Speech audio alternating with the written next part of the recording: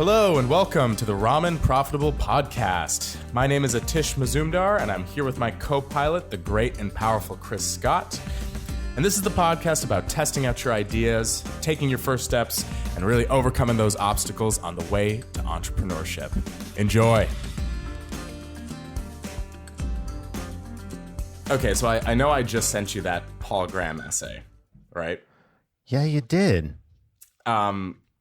And I meant to actually send that to you earlier because it's been something that has been on my mind for a little while.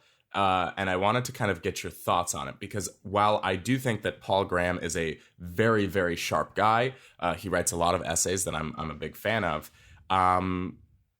This seemed a little bit more like, okay. So I'll do the background on it. So basically, I think I'm referencing the Paul Graham essay called Top of Mind.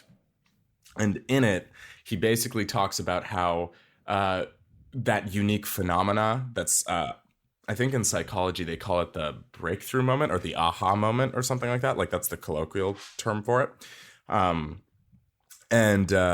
And basically when you're in the shower, you end up having thoughts about like a problem that you're trying to solve or something that's cropping up in your day. And wherever your thoughts are drifting to, that's the thing that's really top of mind. So similarly, like if you're going to sleep at night or something and right before you're actually getting tired or anything, you're thinking about something. And whatever that thing is, it's really on top of mind.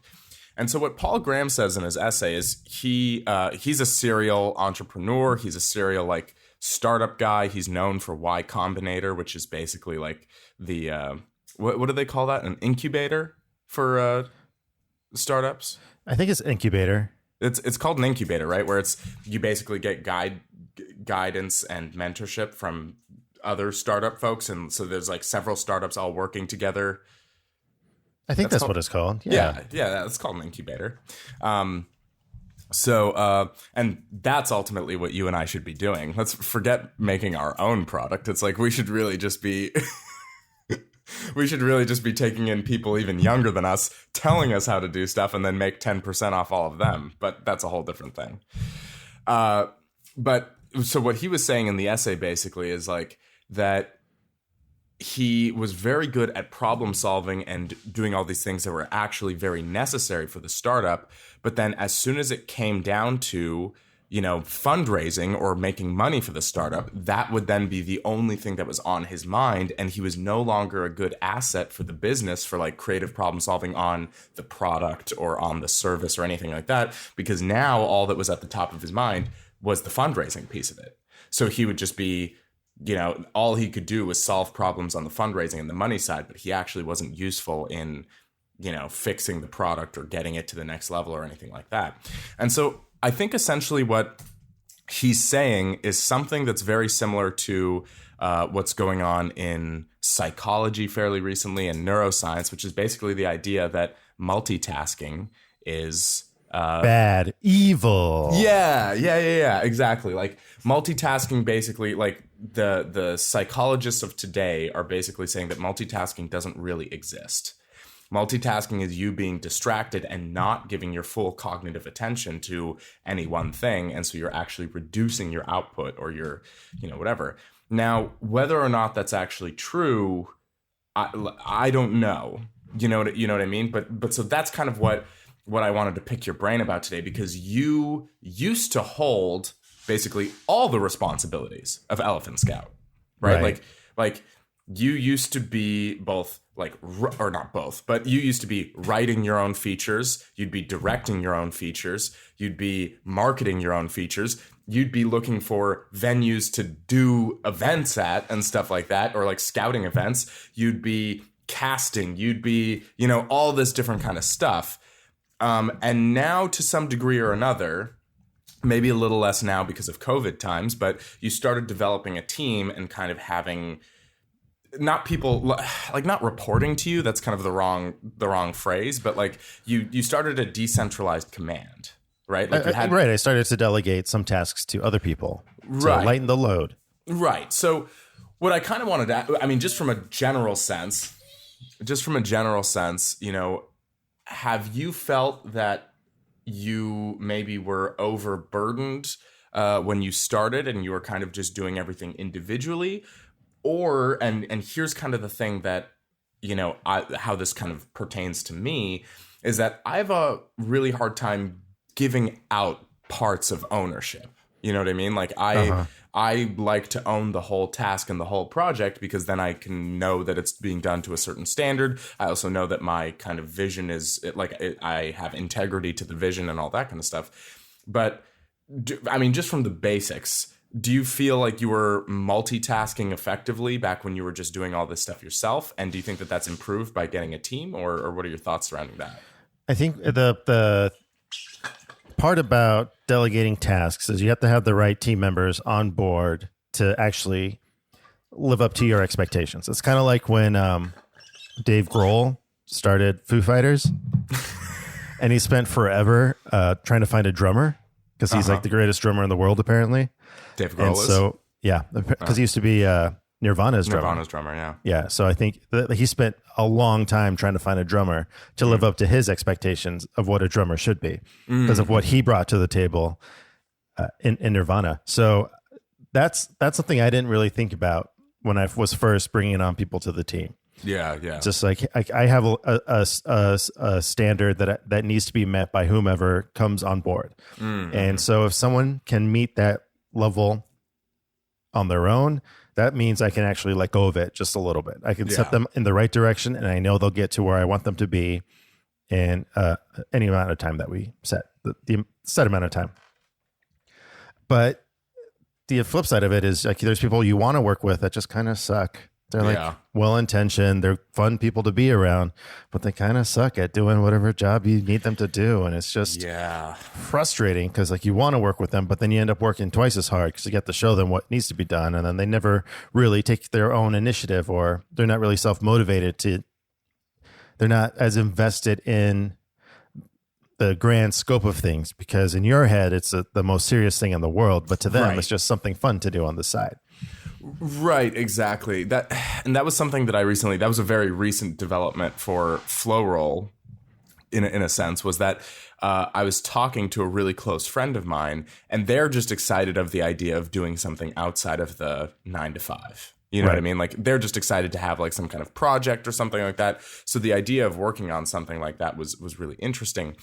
But or like of interest basically. But I could tell that they were already not kind of the right fit for what I was looking for because they were excited about all kinds of stuff that is down the road going to be applicable for sure, but not something that's of any use to me right now. And their singular focus on it was what made me think that this wasn't going to be a good partnership because they were just really excited about the e-commerce side of it, like, I actually know a lot about Shopify and stuff like that, and which is great because that certainly is something that I'll need to figure out and all that kind of stuff. But it seemed not appropriate to bring that into the mix right now because it's like that's not something that I'm focused on at the moment. Like it's not an area that, so it's like I knew that this person wouldn't actually be interested in doing the day-to-day stuff that I'm doing now, which is like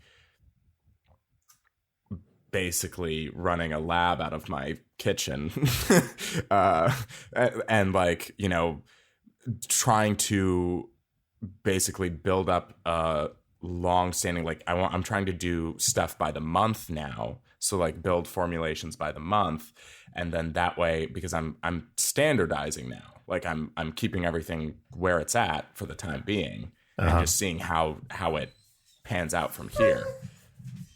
So it's like I could tell that this person wasn't going to be interested in kind of the rote, like day-to-day annoying work that goes along with this, and would definitely be like a good asset, later, but maybe not for the time being. Yeah. So I just didn't want to invite somebody in on a project that I knew that they weren't going to be that interested in. Right. But I do agree with the notion of you can't really multitask. I do feel like right now I'm supposed to be helping my friend finish his feature film. Mm-hmm. And we're also writing this podcast, and we're starting to record episodes now. Mm-hmm. So it's like 3 major things happening. And next Friday, I have a script due for an entire episode, as well as a bit of another episode. And I have to have the first episode recorded so I can get it to the editor Of the podcast. right? Oh, jeez. And we haven't even touched his feature film in like 4 weeks. So it's kind of like, that's the thing that's kind of, it's being pushed back a bit, but it's fine. But at the same time, it's like we can't do it all. Well, that's even more extreme, though, don't you think? Because that's multitasking across multiple different projects. Well, Like, there's two big projects. So there's the podcast and then there's the feature film. But the podcast has so many layers that are so you could define them as individual projects for sure. Yeah. But it's just that the podcast is where we have the team. Yeah, no, that was kind of my thought, because I think there was a time even when people put on their resumes that they were an excellent multitasker. Like, I don't think that was that long ago. No, I do think that's it's like a recent skill that people had to put on their resume, just because I think it's also dependent on like the nature of corporate America right now. Oh, sure. I mean, I assume, back in the 60s, everyone had a singular job. They only did one thing. Right. And over time with budget cuts and, we need to make more money, so we have to spend less. So let's overwork our employees. Like, the jobs have just been piling on for people. Mm-hmm. And I think that's why that is appealing to like 9-to-5ers.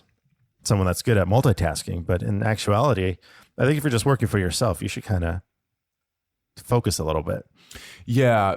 See, that's sort of the thing, is that I catch myself like when I get too worried about too many different things all at the same time, then it's like I'm not effectively doing any one of those things. Because on the one hand, I'm like, oh man, I really want to nail down a formulation, because then everything after that isn't so like product heavy lift. It's just like now it's, how do we set up a business? How do we do things like that? Like, I want to get myself out of this phase where I'm just developing product and like buying a bunch of weird powders on the internet and putting them all into capsules and stuff like that. Like, I want to get over that part. Uh-huh. But as soon as I start thinking about the other stuff, then I end up not putting any time and attention to that. Like, the notes that I was taking over qualitative information was suffering. Like, luckily, I created that standardized like survey that I'm still sort of tweaking, but that at least was a good help to like get reputable data and stuff like that. But it's just sort of one of those things that I found that when I try and do everything, or when I try and think of everything and write down basically my plan across different modalities, I end up doing them all shitty. Yeah. You know what I mean? Because it's like I'm not really doing one thing. I'm doing like 6 things, but I'm doing them all bad. Uh-huh. Or poorly, basically. Right. I do think there is also, it reminds me of your favorite James Bond, Daniel Craig. Oh, yes. Like, after every time he does a James Bond movie, he would do a press tour. Mm-hmm. And he was always saying he was going to quit James Bond. This was his last one. Yeah. And it's because you're basically asking a marathon runner at the end of a race when they're running the next one. It's like, oh, I just got done running 26 miles. Yeah. Like, no, it's true. Give me a second to figure this out. So that's what it's like doing each of your individual tasks.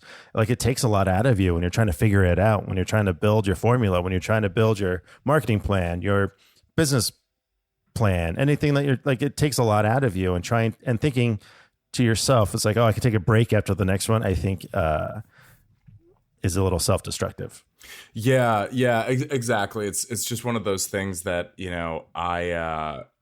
and also I'm not doing my best work if I'm thinking about something else. Like, if I'm really trying to do my best work with it, because to be honest with you, a lot of what this like formulation build out is, or what it was for me, was doing research on all of the kind of ingredients that are typically used in nootropic formulas, particularly the ones that I already like, then learning about the different kind of synergies that occur, because with different you get different effects out of different interactions, basically.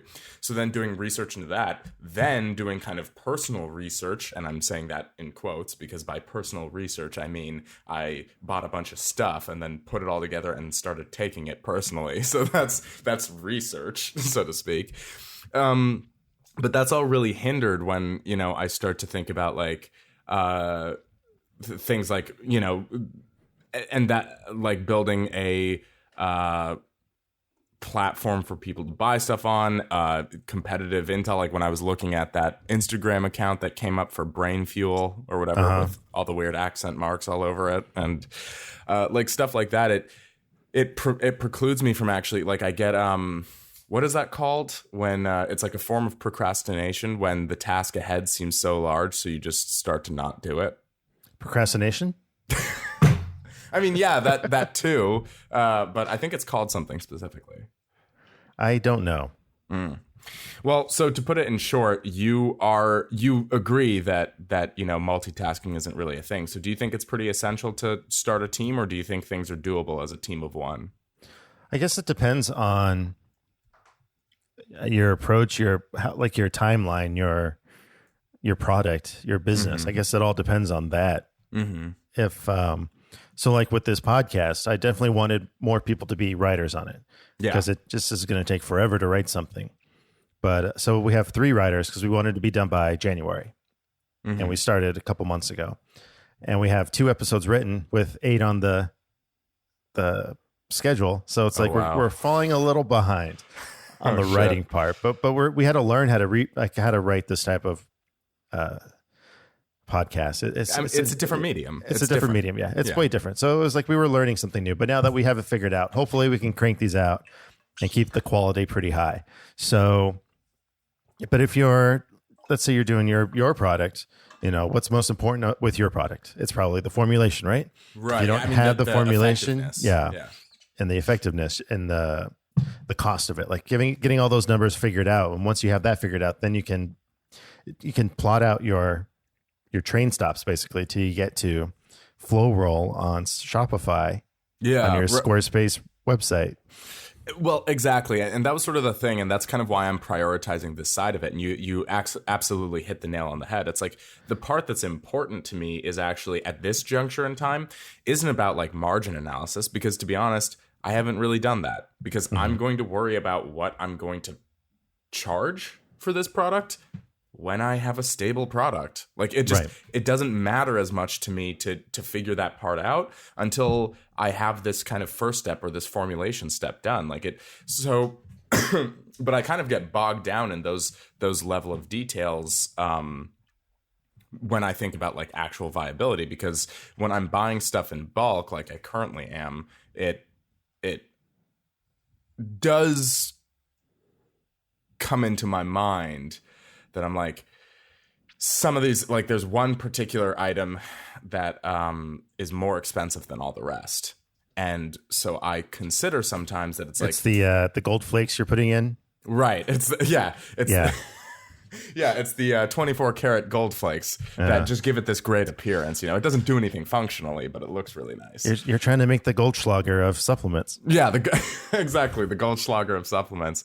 But it's like, I do consider the possibility that I might want to, so it does kind of have this backwards feedback, because even though I'm not worried about margins right now on anything, I do notice that like when I'm restocking all of my base ingredients to do it, that I come up with the idea that I might want to cut this ingredient out or see if I can get the same effect or something like that. Or like I want to test against how much I actually need that product in there, that specific ingredient in there, because it's the one that's running up the total. So it's the one that's going to be running up the cost per unit of each of these supplements that I put out.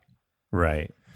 And so that's kind of the thing that then I realized that maybe it is really beneficial to have a team or something like that, because it's kind of jamming me up and it's causing me to hit the brakes. But if I think about it, there are 2 people that I look at who kind of have done the same thing that I'm doing ahead of me. There's Tim Ferriss, who you're familiar with, right?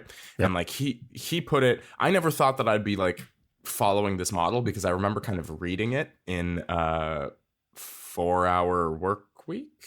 Yeah, probably. Yep. I remember reading it in 4-Hour Work Week and thinking like, that's a odd way to do things or whatever, where basically he says that he outsourced all of his work. But like that's the secret to a 4-Hour Work Week. But he also made a supplement basically, and he outsourced the manufacturing of it entirely to China. So it's like the thing is that that's where I'm committing most of my time right now, especially given that COVID has shut down or is going to shut down our gyms like very soon. So it's like, given that, it's like the part that I'm kind of putting all my eggs into, so to speak, is the part that he completely outsourced. And so even as an individual, he got other people to do a facet of the job. Like if we look at the job from start to finish as like formulating a product, labeling it and packaging it, putting it out on stores, marketing, advertising, and then the actual like commerce, the transactional commerce part of it. He took the formulation side and outsourced it. Then he took the commerce side of it, the transactional side of it, and made it available on a website. So he automated it. So really, he was only focused on this small area, this like small tract of land, basically in between those two items, which was about ingredient formulation and then about salesmanship. Like that was the narrow avenue that he chose. And so that was kind of when I was reading this Paul Graham essay, and I was like kind of thinking back to that. And then this guy, Nick Bare, did the exact same thing. He was stationed in Korea. He was in the army at the time, and he started a supplement company and had it manufactured overseas as well. So he also didn't do the formulation part of it. He knew people who were formulation scientists, and he got them to do it. And then he was just focused on the sales and marketing of it. So he kind of made this narrow pathway for himself. So obviously I'm not in that kind of state, and I'm not putting that kind of pressure on to like, oh, I need to figure out, but if I'm doing this formulation side of it, which I actually enjoy, it's part of, and it's like kind of this tweaking scientific, like feeling it out sort of thing. But I'm wondering if, there's the Chris Scott method, which is to build out a team and delegate authority. But of course, it has to be a good team, and it has to be quality people who are doing the right job and add something to it. Or then there's the Tim Ferriss kind of Nick Bare side to things, where they instead just automate the process or kind of outsource the work to a company that already does that process. And then they just focus on a narrower channel. So I'm wondering how... like, what was the thing that made you decide that you needed more people, or like that you couldn't focus on the whole picture yourself? Like, when did that come around? It came around after the murder mystery night. And it's something else that's happened to me the older I've gotten. And it's kind of, I don't want to say it's laziness. Okay. But I think it's this idea that, so I used to do a lot of when I was younger and I was editing stuff, I would do all these cool, crazy graphic editing things for clients, and it would take forever to make them. You get into After Effects, you'd animate text, you do whatever you had to do to make it look cool. If I were to do that now, I would not do that at all. I would go on a website and I would buy a template. I would modify the template and then be done in 15 minutes versus spending a day and a half on it. So, but home building it, right. So, but the idea is that it's like, how much of this work do I really need to be doing? I just felt like I reached a point where I wasn't growing anymore from actually doing the work. Like I plateaued, and to grow from that, I figured I needed more support in doing these things that I spend way too much time doing on my own to actually take time to build up Elephant Scout a little bit more, to take us to the next level. And to do that, just needing that support in certain aspects to make that growth happen. So that's where I landed. Yeah, see, and that's sort of the thing, is that what I do like about this, what I'm basically hearing, is that there was a period of time where doing these kind of complex graphics was giving you something, though. Like it was benefiting you at some point in time to do it. I was learning how to use the program better. I was learning how to animate better, how to do graphics better. I was learning aesthetics and what looks best for clients. I was developing my own style and my own taste as to what I would think is a good graphic. Okay. Yeah. See, perfect. That's exactly actually kind of what I was getting at, is that's sort of where I land, because I also considered the idea that it's like, well, we already know basically what goes into a good nootropic formula. Like a lot of different companies have proprietary blends that they don't share what's going in, but like the ones that do, it's using very similar ingredients, and they're popularized. It's not like this isn't like a secret ingredient or something that one person has that the rest of the world doesn't know. It's like we all generally know. Right. So what I was kind of considering, and then while I was reading this Paul Graham essay, because it's like, okay, well, I know what's top of mind for me, but I was considering the possibility that maybe I'm putting my attention on the wrong thing, in the sense that, well, everyone else they outsource the formulation.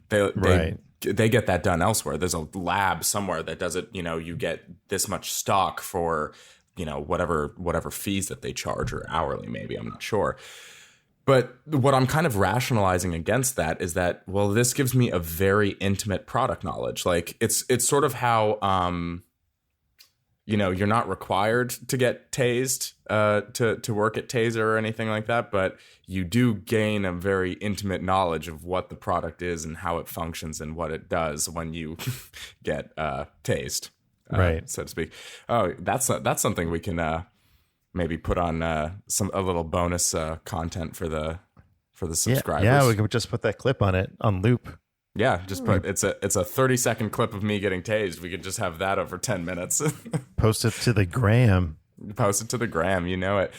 No, but the point is like, so I kind of was rationalizing a way that I wanted to still be doing this formulation activity because it's giving me a very intimate knowledge of the ingredients that we use and why we use them and how it makes you feel, and like how an increase of this amount would matter or something like that. Like, is that a dumb thing to think? When you think it, yes. No, it's not a dumb thing to think. What I'm hearing from Tim Ferriss and Nick Bare is it sounds like they are branding. They're like themselves are the brand. Oh yeah. Like I don't know if Tim Ferriss still makes a supplement or not. I doubt it. I don't think so. I just looked up Nick Bare on the Instagram, and it looks like he's kind of promoting, like he's a self promoter. Like it's all about him basically, which is cool. Yeah. I mean, you got to say he is a marketing genius because he just exploded a brand, but it is more about the lifestyle than it is anything else. And it seems like both of these supplements, whatever they made, are kind of generic is what I'm hearing.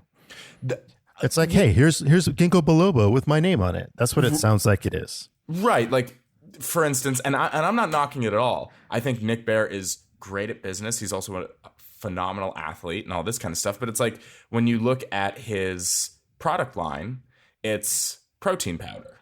Well, we already know how that works. We already that's no secret. It's like, yeah, you want it to taste a certain way, but other than that, it's a pre-workout blend. Well, those are easy. Like everyone has the same, and then I think lastly he has some like green supplement. And it's just like every other green supplement. You know what I mean? So I think you're right. I think it's because it's not trying to do something like I'm actively trying to blend two different product lines into a singular thing without having. Right. And it also sounds like you're trying to formulate something for a specific action. Right. Having a little bit of a pump rage and maintaining flexibility and brain focus during a technical workout. Yeah, exactly. It's very specifically focused. So I do think focusing on that aspect of your product is better than outsourcing it to some lab in China who probably has no idea what your end goal is. Right. Okay, so what you're saying they're probably just gonna be like, this is the logical levels of this is what we do for everybody else. So this is probably what you want, and I don't think that's what you want. No, yeah, and I'm specifically trying to do it in a way where I'm relying on. I'm trying to generate a stimulating effect without using typical central nervous system stimulants. So, anything with caffeine or something like that. It's like I'm trying to keep all that stuff to a minimum, which is not the industry standard, because the industry standard is, oh, you want to be like, that's kind of how you break away from the pack right now, is what you're seeing. It's like, oh, instead of like this middle ground, 150 milligrams caffeine, we're going to do 300. which is like your daily allotment in one scoop. So it's like, that's insane. But that's kind of the industry standard of how you break out of the pack right now, is that you're just the most stimulating and you get people to feel crazy when you, you know, right. And that's not the direction that I'm trying to work in. And that's kind of why I have all this interest in formulation, because it's very scientific and testable in a sort of way. It's like it dictates how I feel that I perform when I'm at jiu-jitsu and when I'm training and when I'm learning and all that kind of stuff. So for me, that's kind of where my interest lies. But then do you think it would behoove me to bring in somebody who thinks about the other stuff? Or do you think that that's future state? It's like, why even load up your plate like that? So I don't know if you've ever been asked this question. And it's a really weird question. Okay. And I think it says a lot about you. Oh. All right. So how do you do this when you wake up in the morning? Do you do sock, shoe, shoe, or do you do sock, shoe, shoe? Well, to be honest with you, I rarely wear socks. But when you do wear socks, it's always sock, shoe, shoe. Right. Because people that do sock, shoe are insane. Right? Do you know anybody who does sock, shoe personally? I've only asked like you, so I don't know. But like to me, the idea of putting on a sock then a shoe is insane. Yeah. Like what happens if you have to run out the house and you only have a sock and a shoe on one foot and the other foot is bare? What's going on there? Yeah. So I think it's baby steps to get to the end product. And so I wouldn't worry about that. And you can't really, like, your first sock that you're going to put on is going to be your formulation. Yeah. And once you have that figured out, your second sock is going to be how are you going to manufacture it? Mm-hmm. And then you're going to put on a shoe, and that shoe is going to be how you're going to market it. And the last sock is going to be how you're going to sell it. Okay. Yeah. That's the Chris Scott sock shoe theory. I think the sock shoe theory, yes. Our new method. It's going to be brand new sock shoe method. Episode.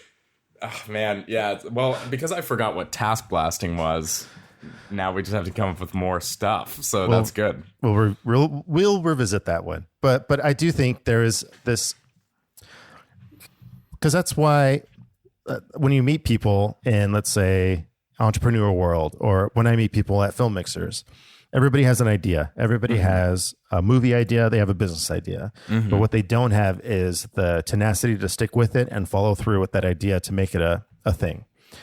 I meet a lot of screenwriters that don't want to share their scripts that they've written because they're afraid people are going to steal that idea. Right. And so it's like, no, people are not going to steal your idea. Like if you tell me like your movie idea is about giant robots fighting in the ocean, like my story is going to be way different than your story. So like you put your own little twist on whatever idea that you have, and you're the conductor of your train, and your train is taking your product from idea to sale, execution. Yeah. So and that's kind of what you mean by socks on first, is that you do like one task basically at a time, socks on first, and then you start. Right. Yeah. And I think what's going to happen is you're going to, let's say, get to a level where flow roll really works really well. And so you're going to actually be able to bring people on board to, I guess, do like extreme passive income, where they're just going to keep pushing that product. Yeah. And so other people are going to be on your sales team. They're going to be pushing the product. They're going to be doing cold calls to GNC if it's still around.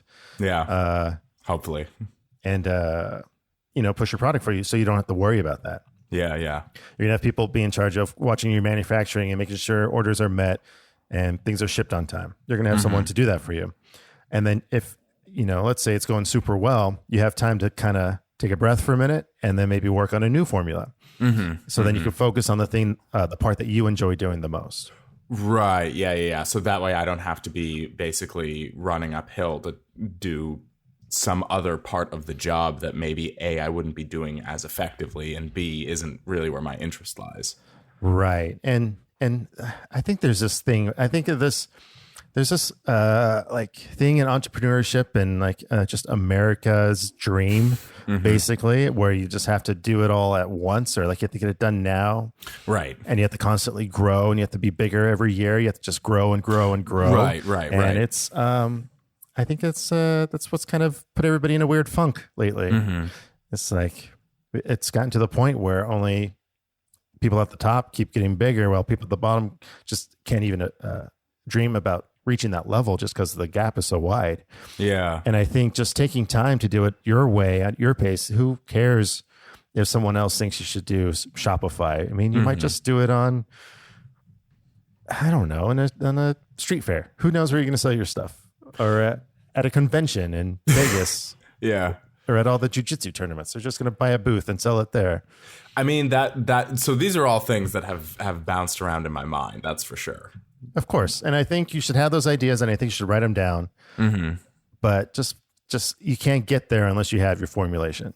Yeah. And if you want your formulation to be all you and all you control, then you focus on that and get that done. Then you can do all the fun stuff of figuring out everything else out. Yeah, and I mean, that's really where I feel the most locus of control, right? Because ultimately, when you bring a product to market, it's like you can control 50% of it, maybe, which is like how you're positioning it and how you like the verbiage around what you're selling and what you're pricing it at. But ultimately, how the market responds is entirely kind of outside of your control. Like you have levers that you can pull, but you don't ultimately guide the action. So it's like, this is really where I feel the locus of control and where I feel good about it, because then, you know, when I have my like basically 5 testers who do stuff, and like one of them was actually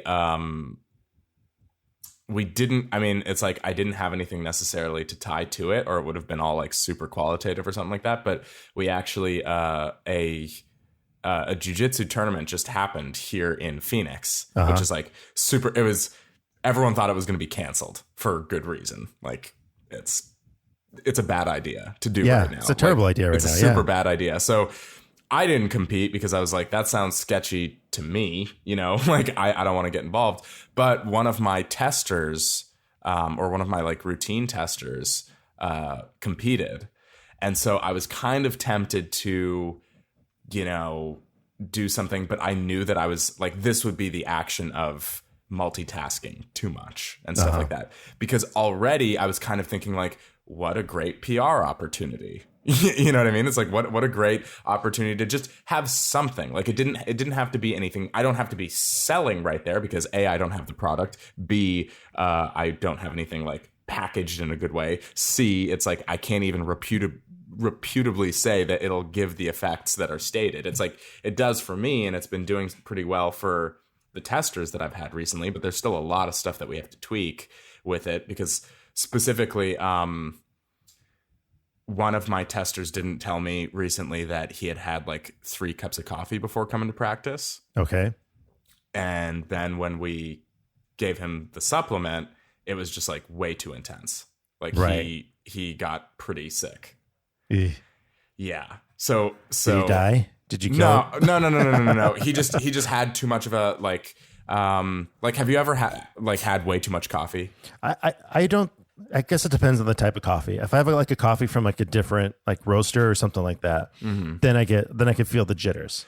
Yeah. Well, it wasn't just, but it was like the jitters, but then also like he felt kind of like nauseous, like kind of like, you know, spinny up in his head, and it's like, yeah, you really should have. And that made me realize also that it's like I need to be way more concrete about like saying, making sure, hey everybody, we're trying out Flow Roll this Friday at 10 a.m. because that's the slot that I try and, you know, go for, because it's an empty gym for the most part. It's very safe, like all this kind of stuff. We can control the conditions, but I need to be better about making sure like, hey guys, nobody show up fasted. Make sure you've all eaten, you know, at least an hour beforehand or something like that. And then 2, make sure you've not fucking had 3 to 4 cups of coffee. Right. Because I didn't realize that would be a fucking problem, but of course it was. Anyways, so I don't have any of this stuff like completely locked down and completely done. But then I found myself getting distracted by the idea that like, oh, there's this tournament coming up. It's like, wouldn't it be really cool if I quickly made like a sublimated graphic or something that we could put on his gear bag, or we could put on his like rash guard or something like that. But it's like, that's way future state, right? It just so happened to stumble into the realm of possibility right now. So I just, I caught myself being like distracted by that all week, as opposed to like what I should have been doing instead. Right. I mean, there's definitely putting like the cart before the horse, right? Yeah. Right. There's a joke. I know a joke about that, and I'm going to forget it. I'm going to cut this out. Anyway. Edit. Yeah. It's like, why can't you teach a horse philosophy? Oh, Yeah, she can't put. Then you're putting Descartes in front Before of the horse. Yeah. Yeah. So, anyway, that was dumb. Worth it. Keeping it in. But let me ask you this: do you have a logo? Do you have graphics? Do you have a logo? Do you have a logo? Do you have graphics? Do you have know? Then what's? And to that end, it's like I could make a logo and graphics, but I'm still, to your point, not even completely sold on Flowroll. Right. Like so. I think it just wouldn't have made sense. The idea you had is a good idea. Going to a tournament, having, a chart, a person, sponsored by your product, and technically, and seeing what the results are. Like, that's a great idea, but it is definitely something down the road. Yeah. So I caught myself. So that was kind of where, because then all of these, like what Paul Graham says in his essay, to draw it full circle back to that, it's like what he's saying is when you bring in all these other kind of ideas and now you're changing what's at the top of your mind. And so I caught myself for basically for 2 weeks, I had changed what was at the top of my mind, and I was thinking about something that was way abstract, like way outside of the scope of what I really need to be accomplishing right now. So I kind of wanted to just get your thoughts on that, because I was like, maybe I'm just a really shitty multitasker. Like maybe I'm just not very good at that sort of thing. But it sounds to me that, whether it's, modern psychology or even yourself, it's like, there's only so much multitasking, quote unquote, that you're really supposed to be doing. It's like ultimately it does come down to single tasking, sock, shoe, shoe. Right. And I do think once you have your shoes and socks on, then you can multitask. Then you're ready to, you're on solid ground. You have both your feet are warm, they're protected from the elements. Then you could start your journey forward and then multitask and be like, because you have that foundation that you've already established. Yeah. Where you focused on how you want your product to be. You focus on your formulation. And then I assume you're going to focus on, what does this mean? Like, who do I want this to be for? Like, what's the mission statement behind this supplement? And then you're going to have these two pillars to kind of move forward and kind of motivate other people's actions when they bring their skill set to the table. So everything kind of comes from those kind of, as you called them, pillars. Like those are the things that those are your really, feet. Those are your man. This is a mixed metaphor. Oh man! It's like 1 second they're pillars, the next second they're feet. Aren't feet basically pillars though? No, your legs are the pillars. I don't know, man. Yeah, but I'm in that sort of regard. It's weirdly I am excited about 2021, not just because this year has kind of been a garbage fire for multiple reasons and all that kind of stuff, but I feel like the beautiful thing that this year has given me in that sort of sense is that I do have like this project and I am making headway on it, and it's actually going in a direction. So the way I kind of feel now, it's like way less daunting than getting started. Like, having an idea and what I want to do with it and all that kind of stuff. It's like that's way more troublesome to me than what I'm doing currently, which is like, I know what I'm doing and I know what my idea is, and now it's just about the execution of it. And I'm getting all these like survey results, essentially. That's qualitative data, not quantitative, but it's a great start. So it's like I have something now that I can execute against and kind of do something more routinely, which is allowing me to function. So it makes me think that it's not like every year, somebody says like, oh, I'm going to go to the gym, and then they sign a gym membership on New Year's Day or whatever, and then they're out by February. Like they basically have stopped going by February. It's like, to me, I feel like I'm not going into 2021 starting on that same fresh thing. I'm coming into 2021 with something already behind me. Right. So I don't know. It's been interesting progress, but yeah, I'm trying not to distract myself too much or like try and take on too much and then do the Descartes horse. Exactly. Yeah. You want to avoid the Descartes horse at all costs. Yeah, that's avoid. But that's like, I feel like that's like marketers are good at that. They're good at coming up with the image, the face of it, and then they don't really think, they don't care about the product. They just they would just want to market something. They just want to get something out there to sell and kind of move a product along, but there's no real like substance to it. Yeah. And it might look cool for a minute, but it's never a long lasting model, I don't think, to do, image first versus the substance of the product. Right, and that's something legendary salesman John Barrows, if you know John Barrows. Who doesn't know John Barrows? But something that he says really frequently, which was also a really good lesson for me when I was working in that startup job, that was at the top of 2020. Something he says is that, like, if you don't fully believe in your product and you don't think it's going to do good for the people it's meant to, or like for the product segments and stuff like that, then you have no business selling it.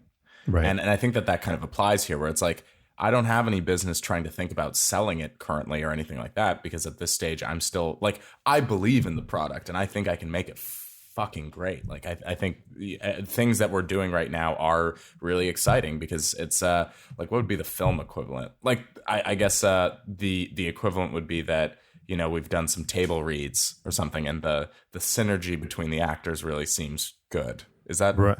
a thing? Sure. Yeah, that makes sense. that weak metaphor there. It's like that's kind of how it feels for me right now, is that, like, oh man, these, like, the people that I get to routinely test with me at jiu-jitsu and stuff like that, like, they actually seem to really like it, and that's great. Taste has been a problem, to be honest with you, because it turns out not everyone is like me and is totally fine drinking like a root tea. So that's another frontier problem that I'm, because everyone has been telling me that they prefer to take it completely capsuled, because I one time just brought the powder and I just ate it, but nobody was a fan of doing that. Everybody hated that. That was actually the one testing day where I got the same data across the board that everybody fucking hated that. So it's like, yeah. So it's like, all right, okay, I understand. We're not doing that again. But it's like, I feel like I'm at that good kind of table read position, but at this point, I have no business selling the product yet. Just like you wouldn't sell a movie that you haven't shot yet, or you don't know is good, or anything like that. Yeah, there's a film company in the 80s that did that. It was called Canon Films. Like Canon, like the camera company? No, it was a different Canon. It was they had this crazy logo. It was like a C and like an octagon shape, and it came in like all 80s style. They did like classic 80s movies such as Missing in Action, Back in Action. They did Cyborg with Jean-Claude Van Damme. Okay. They did Death Wish 2, not the first one, 2 through 5. There are 5 Death Wishes? Yeah, there's not enough Death Wishes. They did Over the Top with Sylvester Stallone when he's an arm wrestler. Yeah. They did Masters of the Universe, that really terrible He-Man movie with Dolph Lundgren. Oh, yeah. Yeah. So what they did was they would go to the film market, which was at Cannes, the Cannes Film Festival in France. And they would go with movie posters and be like, hey, we have a movie with Chuck Norris. And it's like a fancy poster that they would make with like Chuck Norris or Charles Bronson or Jean-Claude Van Damme or whatever name they could get at the time. And they would go and pre-sell all these movie ideas, but all they had was a poster. They had no movie. They just had a poster. And then they would get money for it. And then they would be like, all right, everybody, hurry up and make this movie. Like, go off. You have like a month to make this movie. And then they would just crank out these terrible movies. And the goal was to sell more movies, to have more money come in so they could make bigger budgeted movies, so they could grow to be like a Warner Brothers or a Sony, just to be like or an MGM at the time. Sure. Just so it could be a bigger movie company. So they were like pre-selling ideas, not delivering on those ideas at all. Like all their movies bombed. And really? Yeah. And they're just trying to like sell them. They in their heads, they were way better than they actually were. And I appreciate their guts. Their like passion. So like go out and make a movie. They just went out and made it. It didn't really matter if it was good or bad. They're just always going out and making movies and just making it happen. But but if they like took a little time to like step back a little bit and put a little bit of thought into what they were actually doing, it would have been better all the way around. Also, they were kind of creepers. And so they made things like a little too sexual. Yeah, like it was I guess easy to do back in the 80s, but they did this they did an adaptation of Lady Chanterbury, is that it is? Chantilly Yeah. Chanterbury. It's a Yeah, really yeah. like sexual book from like back in the day. It's like a period piece book, right? And it's just like they had this girl, and I guess she was semi-famous or losing it, but she was like really addicted to drugs at the time. So she was just Oh, like jeez. high the whole time, and they just had her do these crazy sword fights without a top on. And it was just like really bizarre stuff. It's just like took all the like they had no taste at all in regards Yeah. to like that type of nudity. They just wanted it to be as sexual as possible. Yeah, yeah, yeah. Which was another downfall of purposeless, it. completely purposeless. Right. Yeah. Yeah. Yeah, so I think that's like really the key takeaway then is in order to like you can't sell your product according to John Barrows unless you really really believe in it. And in order to really really believe in your product, you have to focus on the content first and then you can worry about all the auxiliary stuff, but you really have to put your best foot forward in terms of what your product is as opposed to the flash that comes with it. Right. And I do think that if you are taking time or energy away from building up that belief in your own product and you're focusing it on other aspects and you bring other team members on, their focus is going to be even less, not their focus, their understanding of, the belief in the product is going to be even worse because it's going to be a diluted representation of what you're presenting because you're already diluted. Right. Like trophic levels, basically. Exactly. Trophic levels. That's what I was looking for. The word I was looking for. Like where like there's the sun's energy and the sun gives energy to plants, but they only get 10% of the sun's energy. And then a rabbit comes along and eats the grass and it only gets 10% of that 10%. And then something comes around and eats the rabbit. It only gets, so by the time that it's energetically inefficient to do so. Yeah. So it's kind of similar. It's like I can bring somebody on, but at this stage in the game, it's like like I'm still building that craveability and that product that actually works and something that really like we understand and we want to keep working on. So they would be getting a diluted version of that, and I'm already diluted to that point, like a diluted, diluted, not deluded, diluted. That was good. Come on, that was good wordplay. Oh my God, sure. Too smart for the room? I think that joke was too smart for the room. I'm going to go ahead and say that. Cool story, bro. All right. Well, anything to plug? Anything new coming up? I mean, obviously, you're going to go through an absolute storm of your recorded podcasts. Yeah, I got nothing coming up right now at the moment, so I got nothing to plug. You got nothing to plug? I've got nothing to plug, but I wanted to get your thoughts on one, like maybe this is a tidbit, a ramen profitable tidbit or something. I wanted your thoughts on one particular item that's in the film world, and I wanted to see what you thought about it. Okay.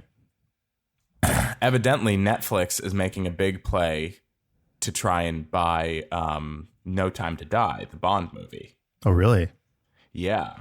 So that would kind of, and I know that, for instance, for other context, Wonder Woman 1984, is that the movie? 1984 is coming to HBO Max. Right. It's Christmas Day.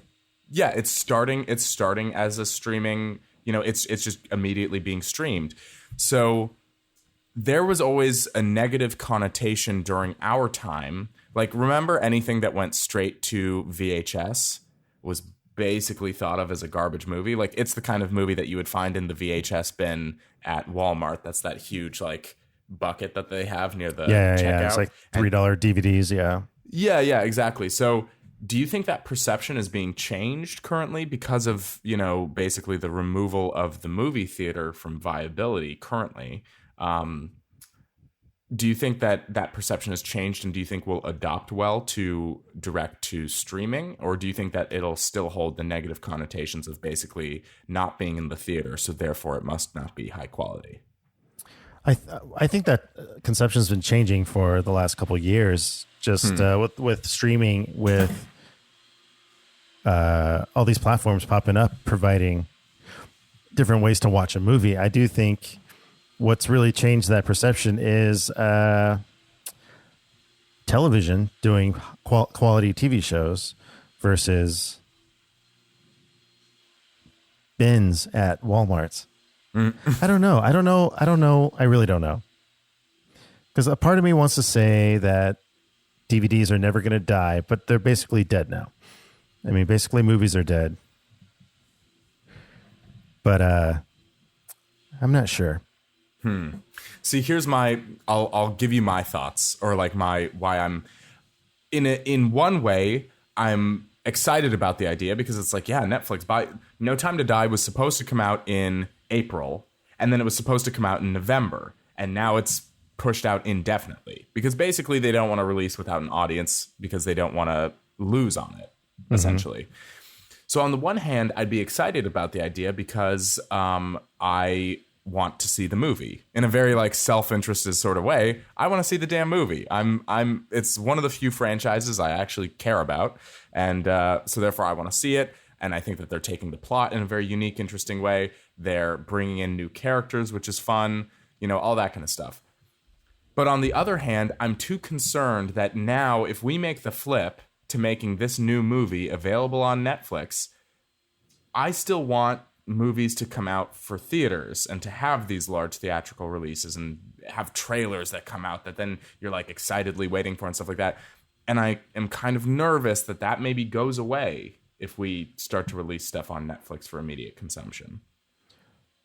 I do think we still have that. We still have a little bit of that, of the trailer excitement part where trailers are released. They just dropped a new trailer for the Justice League Zack Snyder cut like last week or something like that. I don't know. You mean the movie that came out a couple years back, but now you're getting the Zack Snyder version. Right. It's going to be 4 hours long. Oh, what? Yeah, it's going to be 4 hours long. He shot 4 hours worth of movie.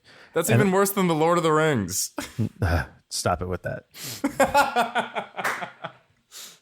But this is all right. This is what I'm going to say on this.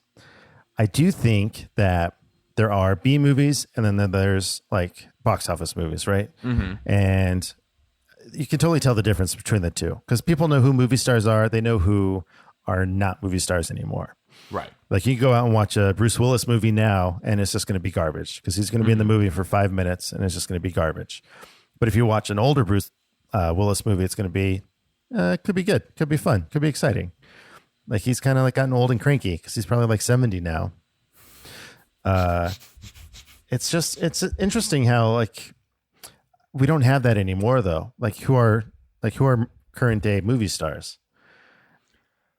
I don't know. We still care about Brad Pitt, and he's 55. Right. I mean, not that 55 is old, but no, but there's no like 20-year-old. There's no 30-year-old like movie star that can draw in an audience like we used to have back in the day, and that's what I'm nervous about with the theater situation. Like wanting to go to a movie, what is really going to draw people to the movies?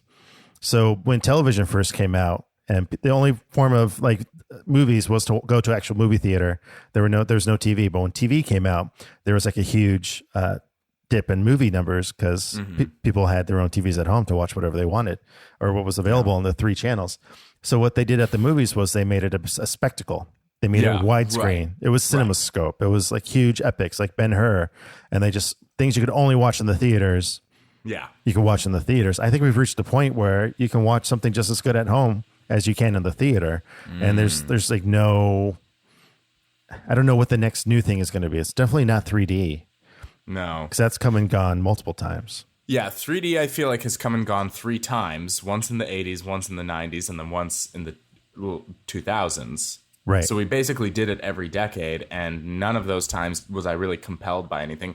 Like, the technology isn't quite there in that what the end goal is to be completely immersed in the movie as if you are there without having any interaction on what's going on. Right. So until we get one of those things, and I mean, that's really where that kind of future development is going to come into play because right now, like, do you know about projection mapping? I do know about projection mapping. Yeah. Oh, wait, we know the same guy. That's why. We know the same guy. We know the same guy who, by the way, he looks insane right now because he decided to do a reverse mohawk or an inverse mohawk. I don't know what you'd call it. So it's like basically he just has the center of his hair buzzed out, and then he has hair growing from here out. Like, he's decidedly a strange person. Like, he has decided to be a weirdo. Good for him. Yeah, good for him. But basically, I think that's the next frontier for that kind of element of I don't think they're going to try and do 3D the same way they did before, where it's like, I remember in the, what is that, like 2009, I would guess, or something like that. You talking about Avatar? I forget when Avatar came out, but it was right on the heels of Avatar for sure. Right. Like, but they started putting out movies that because at least Avatar was 3D, right? Yeah, it was like a different type of 3D. Yeah, but it had actual applications. Like, it had reasons to be 3D. It was like, it was trying to do something immersive, whereas there was a whole bunch of copycat movies that came out directly after that were just doing it just to do it. Like, oh, now the truck's coming right at you, but that would be the extent of it, And there was this movie called My Bloody Valentine that was a remake of the old one, and the old one, and that's how I know that 3D was attempted multiple times. The old one was one of the ones from the 80s that had 3D on it. And so then they made the new one and they did 3D, but it was like so pointless. Like, it wasn't actually even good use of the technology or anything. It was just like they cut in a couple clips here and there with that effect in mind. And then that was it. It was just like so cheap and tawdry. So I really hope that, whatever the next thing, if we are moving away from the movie theater, which we might be, unless, vaccines come and basically erase 2020 from It's still going to be a year till that happens, though. Yeah, definitely. But like it's what drives people to the theater? Like, what makes people want to go to the theater? Yeah. And it can't just be these big event movies, these Avengers versus X-Men versus Justice League. It's gotten to the point where they're even so big that what can they do to top what how big they've gotten?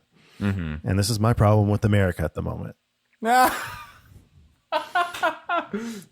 Damn, that should have been the start of a mini episode or of a YouTube clip right there. I mean, we're always constantly focused on growing and getting bigger and bigger and bigger, but what's the end goal? We don't really think about, what happens when we peak? Like, what do we do then? And so I'm concerned about, we don't have any new movie stars. I think we need new movie stars. I'm concerned we don't have any new characters to fall in love with. We're living in nostalgia world because we don't want to live in the modern times. We want to go back to the 80s franchises. and 90s. Right. Yeah. And so I'm concerned about those things. And I think those are the things that are going to kill the theater more so than this virus. And we have to figure out a way to figure out some sort of story or movie or event that will actually draw people to a theater again. And maybe it's not just one. Maybe it's 4. Maybe it's 3 in a month. In one weekend. Maybe we need to go back to that. Yeah. I don't know if you remember back in the day. I remember you could go watch like Raiders of the Lost Ark and then Batman. They came out the same weekend.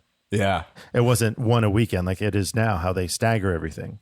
Right. That's what Guy Ritchie was saying in that one interview where he was saying that like now you have to basically be like, oh, well, I can't release that weekend because Star Wars comes out that weekend. And I can't release that weekend because Avengers comes out that weekend. So you need to like find your own isolated date to basically not compete. Right. And it's because they make less movies. They're making 52 movies basically a year. If one comes out a weekend, they're basically making 52 movies. So it used to be 150 movies. It used to be 200 movies. It used to be 500 movies a year. So it's a big mess. And I think we're just kind of trapped in a weird funk, and this pandemic's not helping because we all just want to go back to normal. But normal was not that great, I think, for the movie business. Yeah, for a lot of business, to be honest with you. Yeah. But anyways, all right. Well, we'll see how it all pans out. I mean, but I do want to see No Time to Die as well. Yeah. But I also think it's probably one of the few movies that would actually draw an audience to the theater.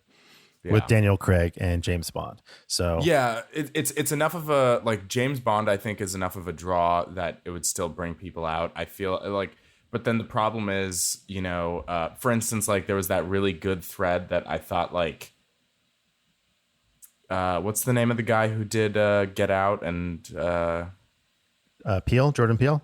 Yeah, it's like I thought those were good movies, but I just don't see how those would be drawing crowds really, and so I think that's going to be relegated all the way back to just. But they did draw crowds, and I think the difference with his movies is he only spent like $4 million on Get Out.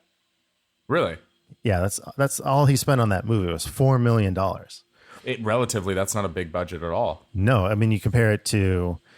Let's look Fast that and up. Furious. Let's look up the other movie that he was in that I think he wrote. Do you know what I'm talking about? Us? No, he was in Keanu. Oh, that's right, the cat movie. The cat movie where he had like a kitten. Let's look Yeah. at that budget. Let's see.